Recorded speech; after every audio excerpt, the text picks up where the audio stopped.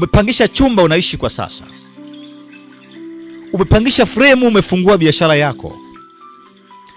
Inawezekana kuna mambo mengi yanatokea yanakukatisha tamaa. Pengine kuna namna biashara zako haziendi sawa sawa. Pengine kwenye hiyo nyumba kuna mambo yaendi sawa sawa. Pengine kuna watu walishakwambia kwamba hiyo nyumba sio nzuri.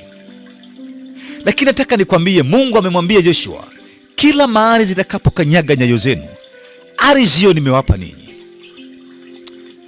Kwenye kitabu cha Yeremia maandiko yanasema, enchi lisikie neno la Bwana, andika habari za mtu huyu. So unapata jibu kwamba ardhi inasikia, ardhi inaandika na inafuatilia. Inawezekana ulisikia habari mbaya kuhusu nyumba uliyopangisha. Ulisikia habari mbaya kuhusu fremu uliyopangisha unafanya biashara. Au hujasikia, lakini kuna mambo yanayoendelea upate amani. Sikiliza. Nguvu ya Mungu iko ndani yako. Kuwa na imani. Shika hiyo ardhi.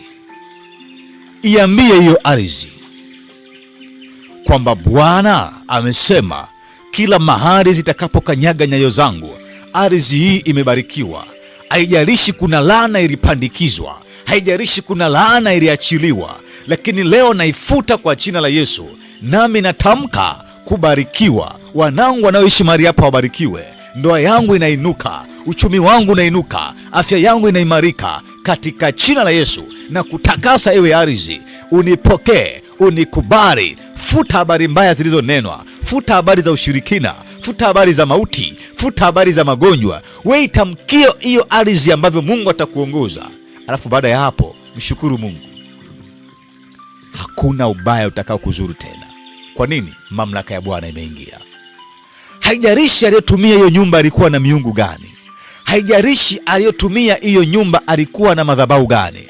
Lakini wewe ulioingia ni mwana wa Mungu. Maandiko yanasema kila mahali zitakapokanyaga nyayo zenu, ardhi hiyo imebarikiwa. Maandiko yanasema mtakanyaga nyoka na nge, hawatawazuru.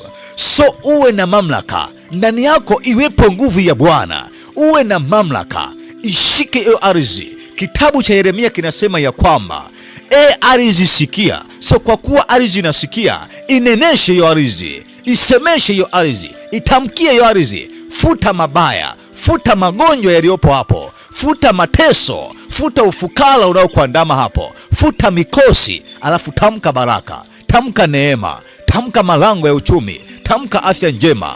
Mungu anakwenda kukubariki sana. Jina la Bwana libarikiwe sana. Hili ni neno la faraja siku ya leo.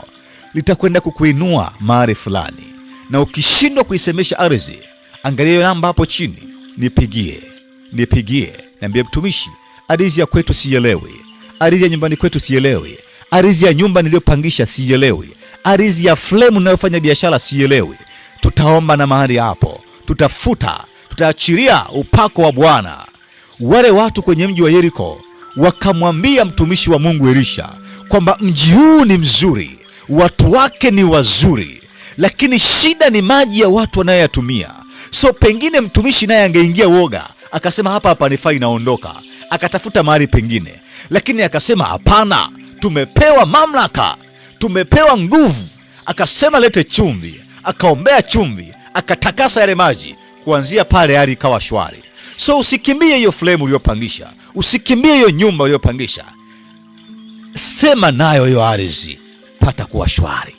Mungu akubariki sana, mpendo wa Mungu.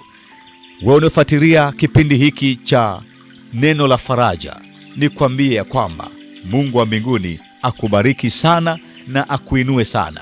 Baba, katika jina la Yesu Kristo wa Nazareti, ninaachilia upako wako na nguvu yako kwa ajili ya masaa na majira haya.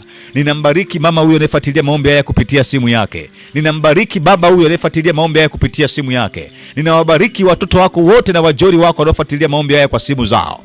Pale walipo Bwana ukawabariki na kuwatakasa. Yamkini nyumba zao zina mauzauza, yamkini maduka yao yana mauzauza, ofisi zao zina mauzauza. Baba, nanyunyiza damu ya Yesu ikatakase ile biashara, ikatakase ile nyumba, ikatakase ile ardhi. Naondoa maagano. Ardhi sikia, futa habari mbaya za baba huyu, futa habari mbaya za mama huyu, futa habari mbaya za kijana huyu kwa jina la Yesu Kristo. Kila maneno ambayo tamkwa kwa jina la Yesu Kristo ninayafuta kwa jina la Yesu. Alizisikia, futa habari za mauti, futa habari za ufukara, futa habari za magonjwa kwa jina la Yesu Kristo. Andika habari njema, andika habari njema, andika habari za kufunguliwa kwa jina la Yesu Kristo. Damu ikanyunyizike, ikafute kila habari mbaya juu yako. Damu ya Yesu ikapite kwa mamlaka ya jina la Yesu Kristo. Nafungua kibali kwenye hiyo nyumba, na achilia upatanisho katikati yako na ardhi ya mahali hapo unapoishi. Na achilia upatanisho katikati yako na mahali hapo unapoishi. Iwe ni ugeni umeingia juzi, iwe ni ugeni sasa, iwe ni mwenyeji, kwa jina la Yesu Kristo na achilia upatanisho, na achilia kibali na nyumba hiyo, na achilia kibali na biashara hiyo, na achilia kibali na ardhi hiyo kwa jina la Yesu aliye hai. Amen. Haleluya, haleluya. Mungu wa mbinguni akubariki sana, mpendo wa Mungu wa Safari ya Injili East Africa. Mimi ni Godfrey Steven Benado. Unaweza kunipigia kwa hiyo namba hapo chini, tukaweza kuomba kwa marefu zaidi. Usisahau kubonyeza alama ya kengele. Napoachilia ujumbe wa neno la faraja kama namna hii, basi usiweze kukosa. Tunalo neno la faraja kila leo, tunalo neno la moto wa Injili kila leo, na yote tunayaweka kwenye YouTube yetu. So subscribe mahali hapo, bonyeza alama ya kengele hapo, like, sambaza pia, na Mungu atakubariki kwa kufanya hivyo, maana nayo litakuwa ni sadaka yako. Mungu akubariki sana. Pia unaweza kusapoti huduma hii kwa kupitia namba hiyo hiyo hapo.